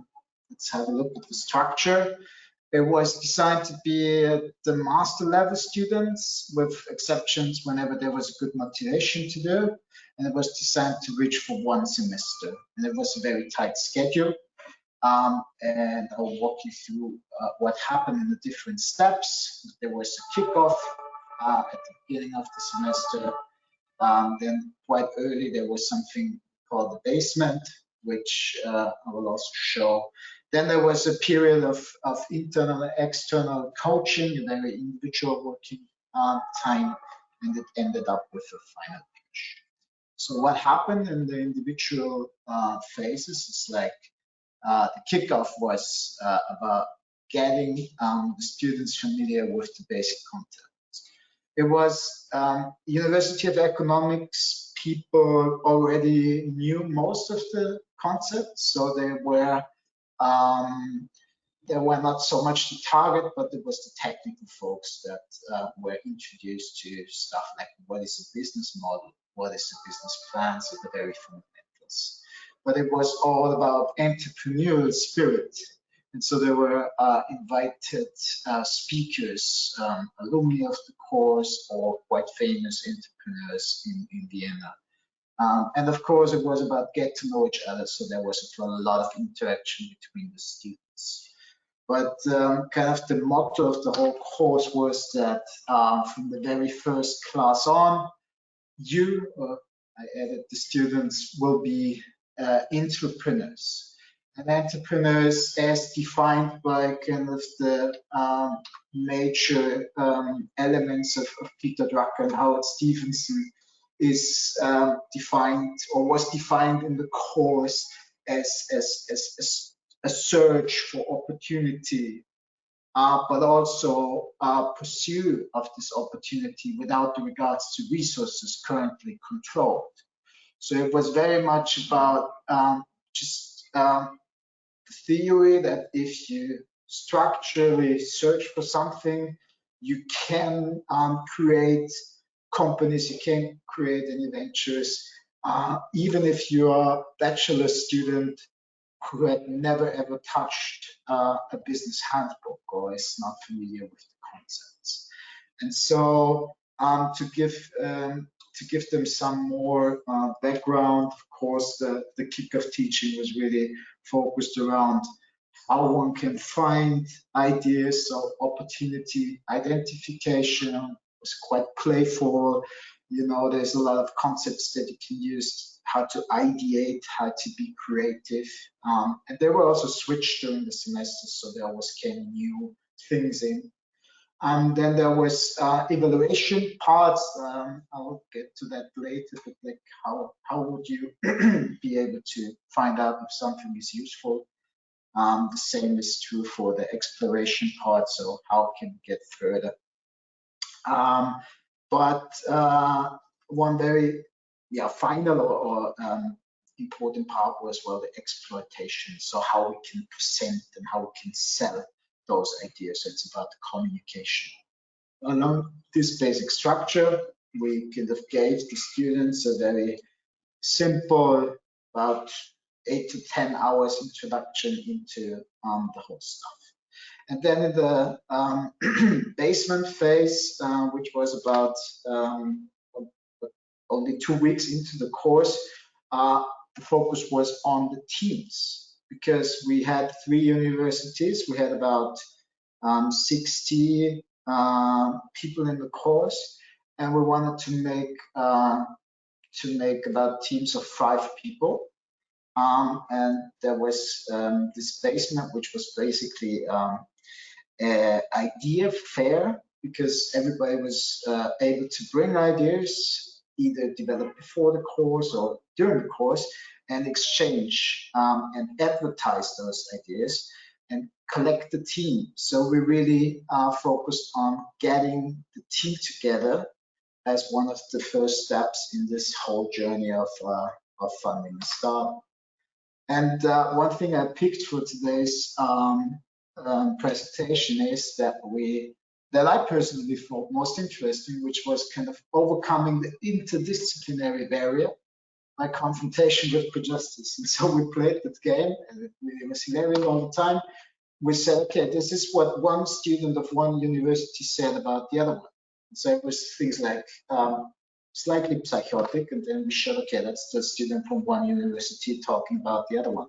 It was early interviews where we got those things like math geeks, not fond of talking, was something that always was inherent into the kind of the background of the different students. And of course, we played a bit, and not everything of that was true. In the sense, it conferred the prejudice that is around between the different universities. And so we were very able to get a lot of laughter in there, but also were able to show them that at the one hand, there is a lot of prejudice because they never had a really interaction. The universities are some kind of silos in the city, although they are quite close. And still, the skill sets they have is exactly what the other ones need. So, for example, a technically skilled person is definitely lacking the business skills that an economics students have, and vice versa. And they know it, but they simply hadn't had the chance to kind of overcome that barrier. And so this was one very important learning for me personally, that you have to confront them and to have to take the fear that they have to interact. The rest of the course was quite straightforward. There were several internal, external coaching stuff. We used lean methodologies that was all based on business model canvas from Osterwalder and lean start theory. And it was all based on iterations. So we sent them out. They always had to make a very simple description of the idea. And as seen here, it's quite fussy and it's getting more concrete and so on and so on. And it also was a bit kind of an important lesson to all the scientists or the future scientists from the technical universities, that it's basically the same you can do in business that you do in your laboratory, which is posting a hypothesis, implement it, test it, and so on and so on. So we kind of try to overcome again barriers of different languages by this game. Good. So moving forward, the final pitch was a very important part of that exploitation. So of course they had to learn how to prepare a good pitch deck and how to present their ideas. And to make them excited, there was always a very decorated jury in the room. So it was not only us lecturers, but there was even some business angels, some investors, some funding agencies, and that was usually hosted at some cool space outside of the universities, Microsoft Tower in Vienna, for example. And that was also a very important part to give them kind of the connection with what would happen later on. And finally, I brought an alumni, which is Cantech. Their business is to crack fruit kernels to access seeds as a raw material for the food and cosmetic value chain. The idea itself is completely generated in the course. So there was these students, Michael and Luca, and they played with this idea, and they got through the whole course and got excited by following up. They were generating revenue since 1 year after the garage. I had a call with them last week to check up on them. They will reach 12 people headcount this year. They have a full production facility here in Austria, in the Apricot Valley, where they have a lot of raw material available. But they're now sourcing already raw material from all over Europe. The target production has 1,000 tons of fruit kernels in possession in 2021 season. Not only, they also have 2 patent files for processing technology, and they managed all that without too much of external funding, and now about to close their first investment round. They also told me that they are very happy with some of the food incubators that they found around, and one of those would be their lead investor or co-investor. So it's probably already built a little bit the connection to what we have heard today. But kind of the base sense of what they told me was that the timing of the course was perfect for them. The world is really interested in the material they're providing, because access to this raw material is limited, because most of that was done in manual work, and they have industrialized it. And remember, these were students not even done with their masters, and now they're running a company. So I think that's a very good success story. I left the course myself in about 2 years ago, but my university, BOKU, has now been very active in supporting the entrepreneurship, and they have the BOKU base. And this is the place where all of these collaborations with different universities, but also some incubators in terms of physical space for laboratory startups are managed. And yeah, with this, I'd like to close, and thank you very much for the attention. Looking forward to questions.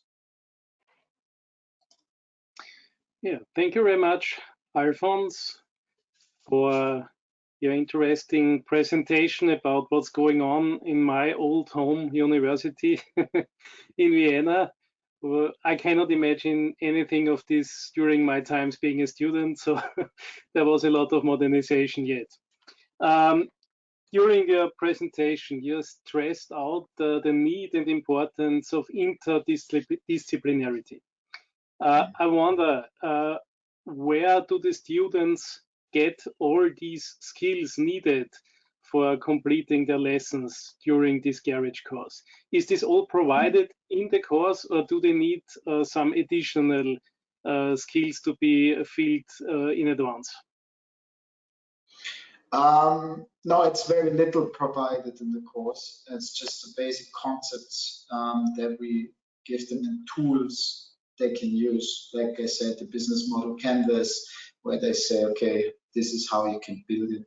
The emphasis is on the team, because like in real world, there is actually no one that can do anything for the startup. And so we said, okay, either you have the skills in your team, or you have to find some access to that skills.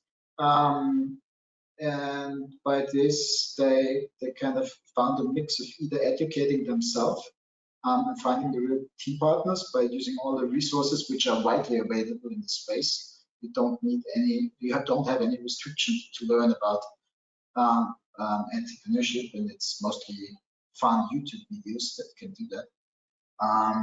And the other stuff is, I think, the real world confrontation really early, because we made them go out. So for example, one major thing was to every iteration, so that was about every 2 weeks, they had to report what they've done. One of the goals was to have a minimum of 5 customer interviews. So stuff like that kind of made them learn on the job, I would say. And I hope this kind of gives you a feeling what I think is happening now. You mentioned the Kern-Tech as a good example, which comes out of such the garage approach. And for me, it was a little bit funny, because Kerntech is also supported by our institute in some questions of legal terms of food law. And that was my additional question, if this is also an area which you cover in this course, the regulations which are very hindering of introducing innovations in the food field. Is this also part of your exercise? No, but it happens. So actually, 2 years before Kerntech, there was a very innovative company that actually wanted to commercialize insects as a food source. And that was a big story in Europe, but you know, at best that there's a limitation in the law that gives a really big barrier to these food startups to enter the market. So we never ever teach, but as it happens, the coaches would try to find somebody that can help. And this way, for example, before I had Maria Zunarovic-Pichler, which is has been working with Gerd Schleining, she was also kind of the advisor in that field.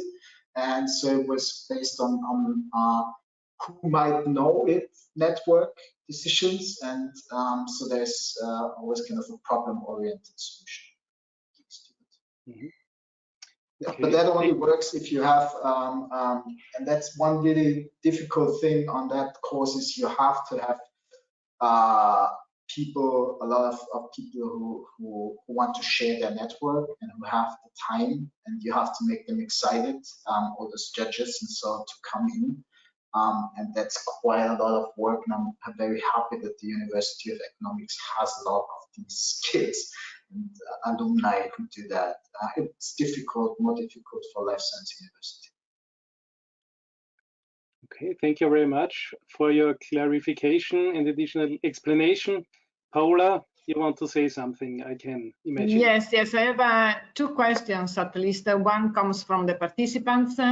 Actually, one participant would like to ask you that as far as you told us that the Garage Entrepreneurship course is addressed mainly to the master's students, isn't it? So is there any specific reason of this target group? It was part of the master study plan of the University of Economics, and it's their major course. And I think one of the reasons why this is positioned there is that the students might actually take up on the opportunity to really follow the idea during close to their masters.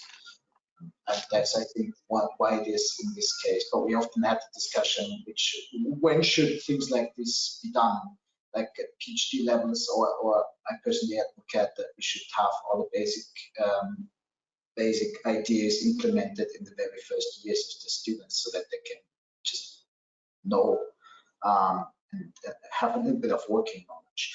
But it was just practical reasons why it is at the master level. Yeah, actually, this gives me also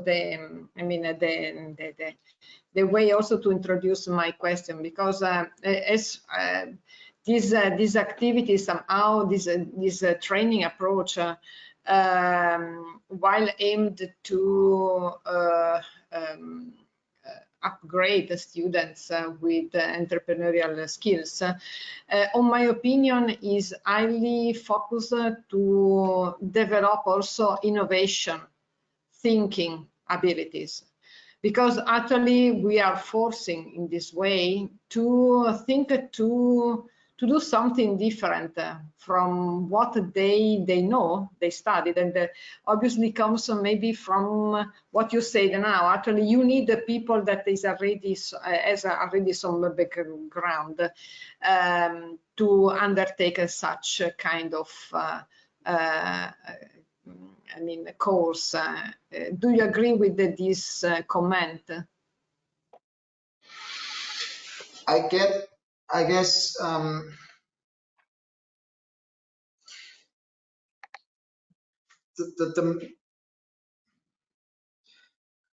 there's a fine line. Innovation thinking is I think a method that one can use, like design thinking and other ways to kind of access the creativity.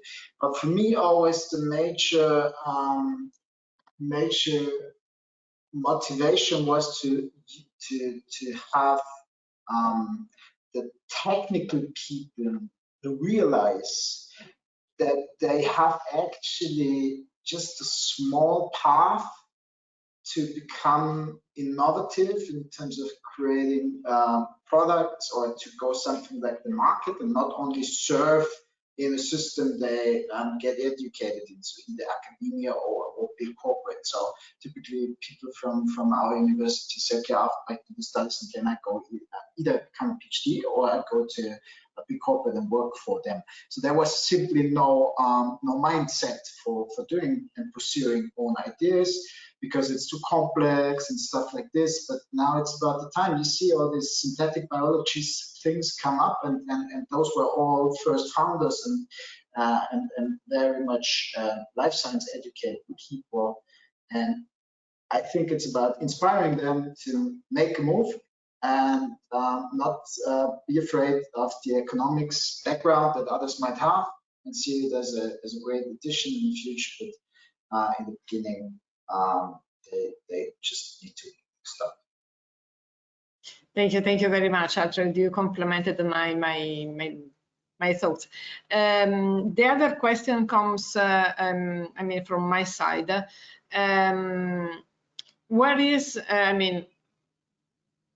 What is the role of a company in this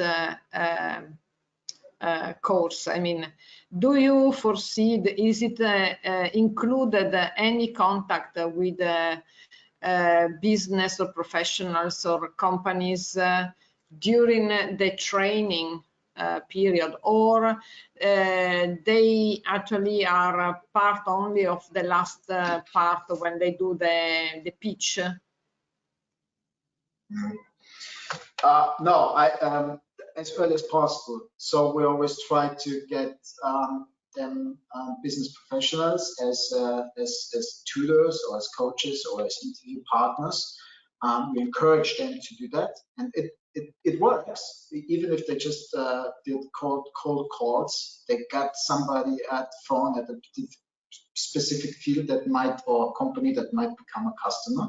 So we really encourage that to reach out early, and we try to provide if we have already access to somebody in that field.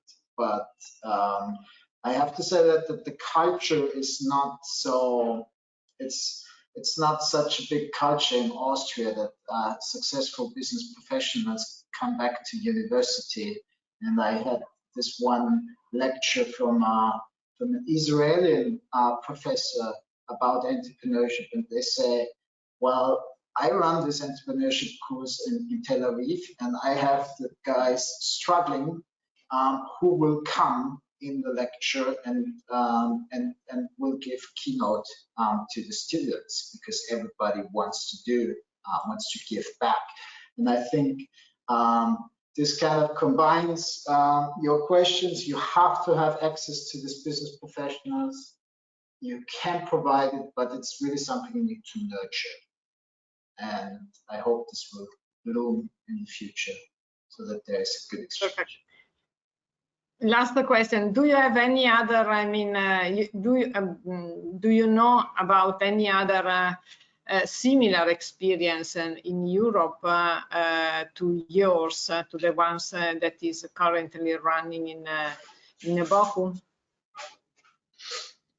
No, honestly, yes, actually, because it's also we tried to reach several institutional organizations, I mean, universities, but actually it was really difficult to find out similar, so garage lab or garage entrepreneurship labs addressed to students at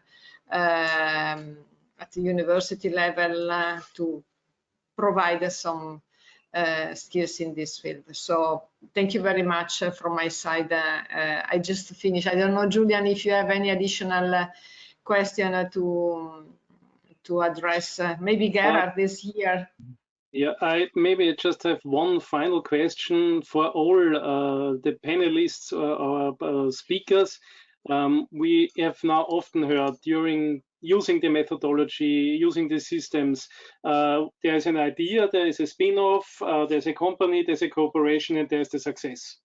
Is this a one-time story, or is this a repetitive model that one startup can absolve these methodologies more than one time, or is this just a one-time case from one idea to the business success and then it's gone?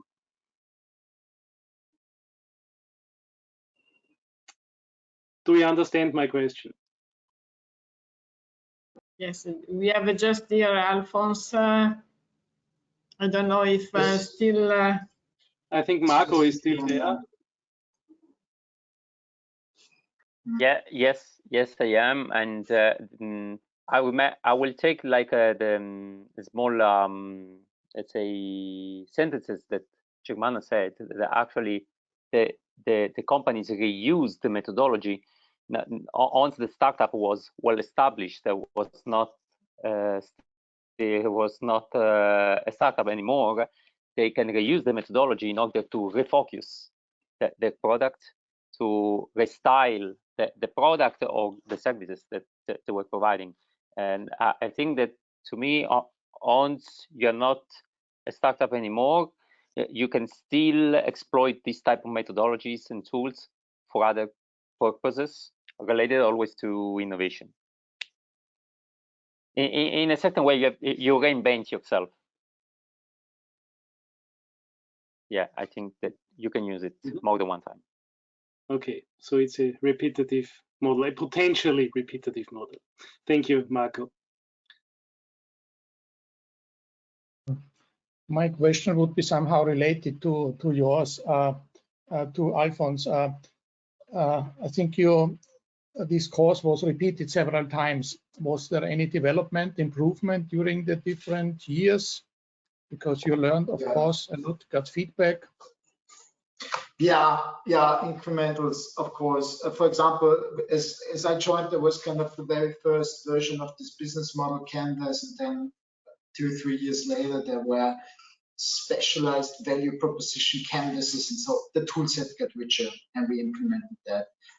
And the other point was that we found out that the type of entrepreneur we gave the keynote in the beginning largely defined what kind of startup ideas we got during the course. So if we let somebody speak about food, which we had some, then 80% of the ideas were around food. So we learned that we have to kind of advocate or steer the students a bit in how the ideas develop and be mixed. So there's a very strong influence of role models. I think that's kind of my major message here. And if you have them, use them. Mm-hmm. It's hard to find them, but if you have them, use them in the teaching. So that's one of the things that we did more often. Mm-hmm. My second question would be, because you mentioned at the beginning that you also founder of a startup, of a development from your studies. Did this course help you to develop this startup? And I think also BOKU has some kind of incubator role to help these projects to develop. Yeah, it was the story. Like we got slightly pushed by the university that this might be an option to disseminate research results, which were already patented. And then there's an office, the tech transfer office. I think that's similar in some universities. And they say you should go to the University of Economics because they help startups. They always search for startups that students can work on. And this was a course that that was actually bachelor students, and they wrote our first business plan. And this is how it started. And there we got to know each other things and then developed a network and educated ourselves. And yeah, that's how it began. And so I would say it's very important role of the board group in recognizing that there's an opportunity and taking in this case it was a research group. I was a master student, but my supervisor was also in there. Was 5 people. I was so that it was an opportunity recognition from the university. They kind of handed us further and helped us.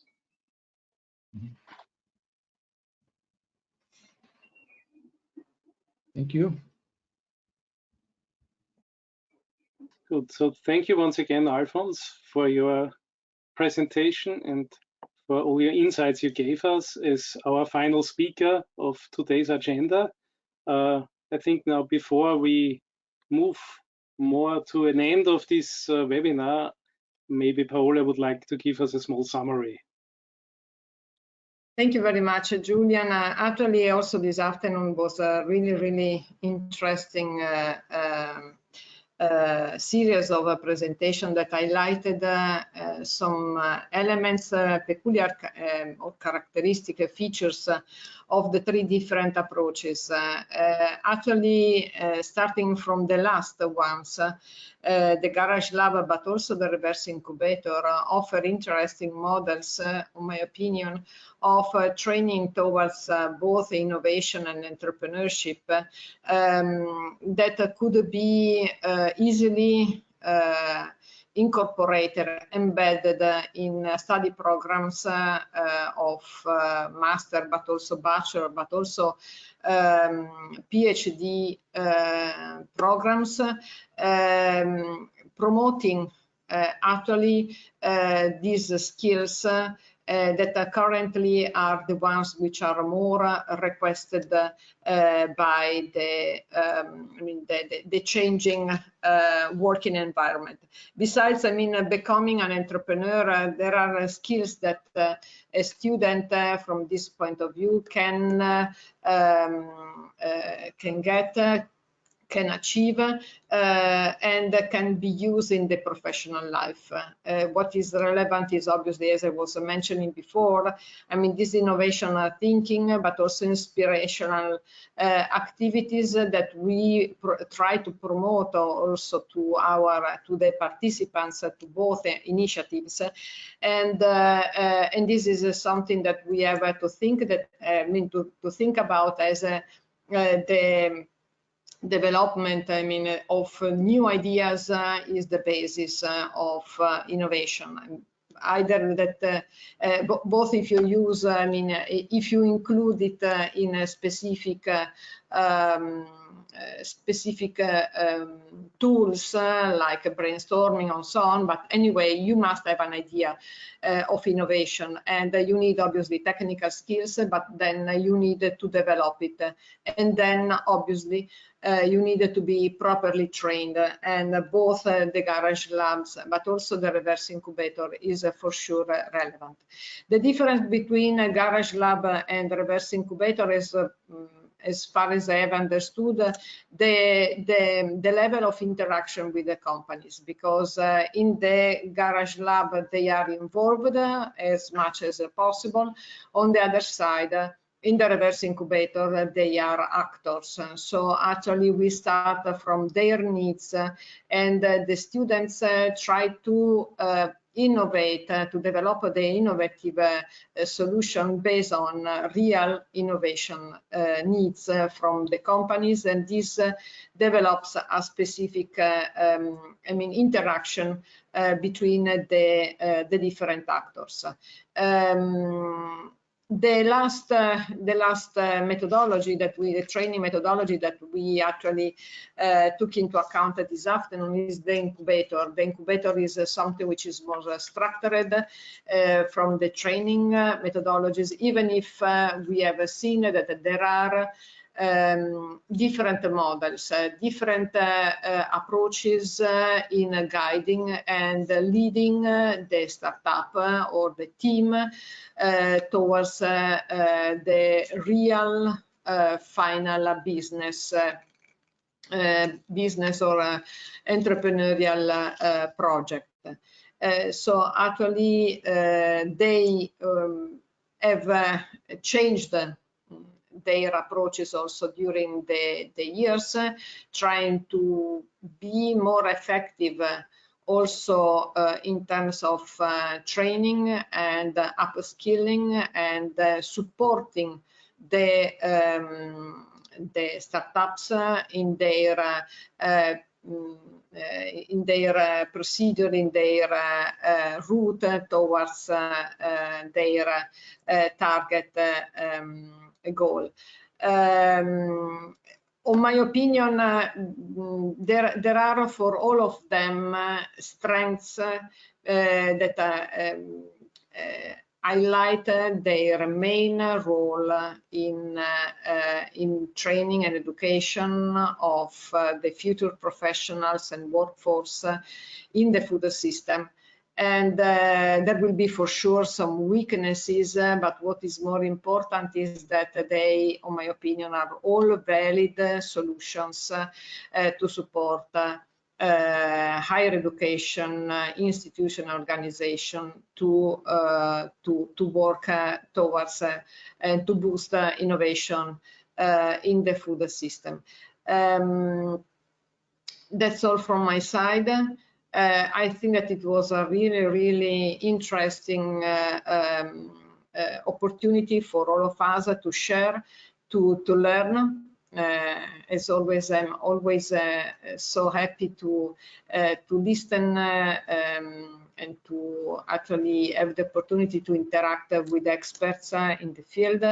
And with this, I think I could end my conclusions. Julian, I don't know if you have any additional aspect. Yes, I have to say one point, because I mentioned strengths, weaknesses. So according to the SWOT analysis, there are always opportunities that we need to take into account. So I really hope that from this event, maybe we have inspired other organizations, other universities to undertake training initiatives, and for this I would like to mention, I mean, the reverse incubator approach of AWorld is available. We can train people to do that, and we have also set the database of garage labs in the AskFood project, AskFood website, and this will be maintained under the ISEKI-Food Association beyond the end of the project. So we try to support the universities in new approaches towards innovation, and last but not least, sustainability. This is an aspect that we have actually talked a little this afternoon, but actually this is somehow something like intrinsic to some innovation that is currently ongoing also in the development of new companies. That's all from my side. And I do not have very much to say. Thank you also to you, Paola, that you gave us the conclusions out of this event. Thank you to all the participants who have joined us also in this afternoon.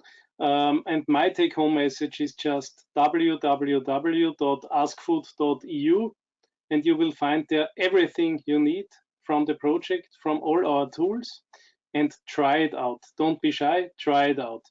And I also want to invite you to the open symposium of AskFood, which is in 3 days, on Thursday, on June 24th. Also, I think it's for the whole day.